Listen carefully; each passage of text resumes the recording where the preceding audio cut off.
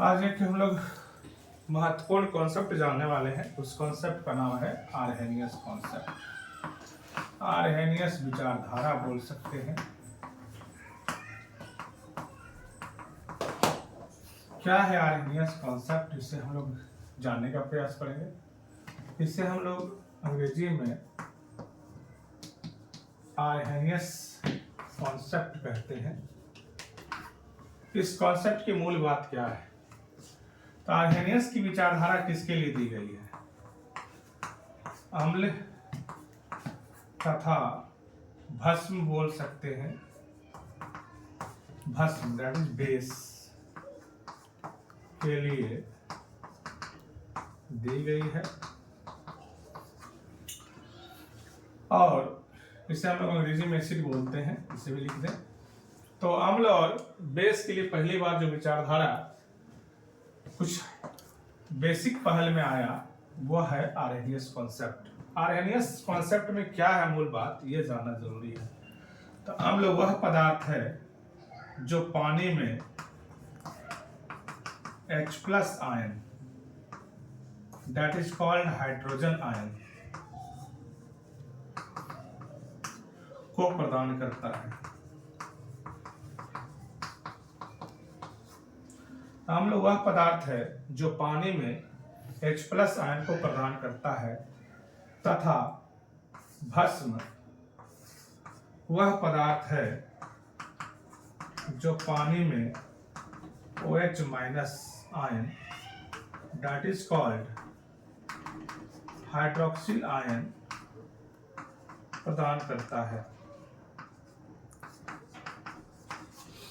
तो हम बोल सकते हैं आर्हेनियस के अनुसार अम्ल का परिभाषा क्या है? तो वह पदार्थ जो जल में आकर पानी में आकर हाइड्रोजन आयन प्रदान करता है आर्हेनियस अम्ल कहलाता है तथा जो OH- पानी में दे जाता है वह आर्हेनियस बेस कहलाता है। इस आधार पर जो अम्ल का नाम आया आर्हेनियस, साहब ने उसे अपने ही नाम पर आर्हेनियस एसिड बताया।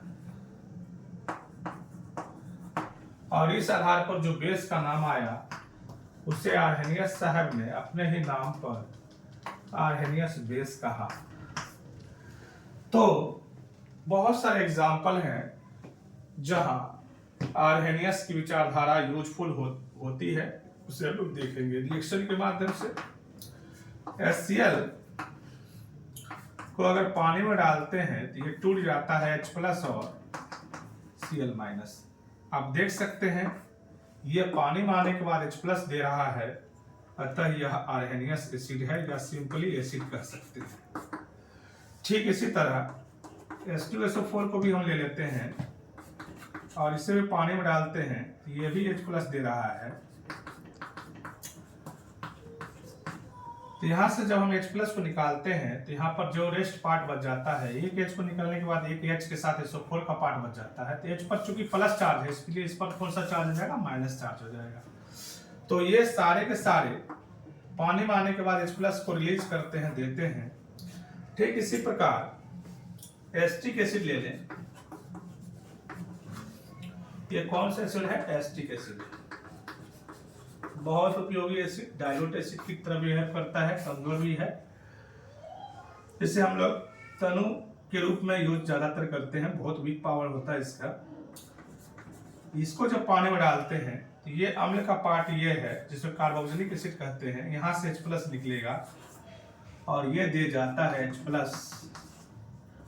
और CH3COO-।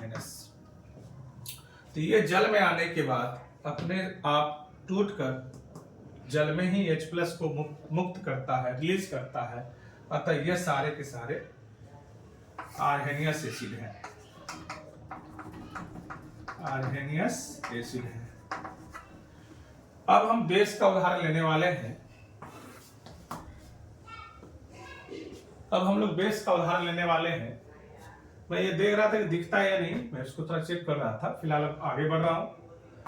KOH को पानी में डालते हैं तो K+ और यहां से OH- का पार्ट मुक्त होता है। ये देख सकते हैं यहां से OH का पार्ट टूटकर OH- दे रहा है। चूंकि ये पानी में आने के बाद OH माइनस देता है, अतः यह आर्हेनियस बेस है, आर्हेनियस बेस है, या सिंपली भी हम इसे क्या बोल सकते हैं, बेस बोल सकते हैं। तो मेरे कहने का तात्पर्य यह था कि पानी में आने के बाद अगर OH माइनस दे तो उसे हम लोग आर्हेनियस बेस या बेस कह सकते हैं, और अगर H प्लस दे तो उसे हम आर्हेनियस एसिड कह सकते हैं। एक बार और मैं क्लियर कर दूं, और में H प्लस डोनर, डोनर का मतलब होता है दाता, कौन हो सकता है,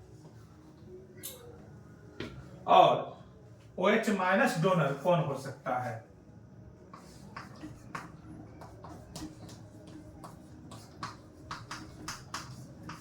कहां पर देना है, पानी में। तो ये बहुत इंपॉर्टेंट कॉन्सेप्ट। H प्लस अगर डोनर कोई भी कंपाउंड अगर है, पानी में आकर अगर H प्लस दे रहा है, इसका मतलब वह एसिड होगा, और पानी में आकर अगर OH माइनस देता है तो वह बेस होगा। इसे हम लोग आर्हेनियस एसिड बोल सकते हैं या आर्हेनियस बेस भी बोल सकते हैं। मैं एक बार और शॉर्ट नोटेशन क्लियर कर दूं, this is Arrhenius acid, this is Arrhenius base.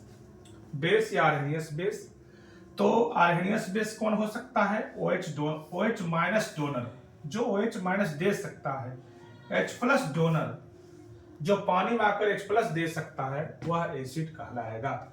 ये थी किनकी विचारधारा, आर्हेनियस विचारधारा। ठीक है, आज भर के लिए इतना ही। बहुत बहुत थैंक यू।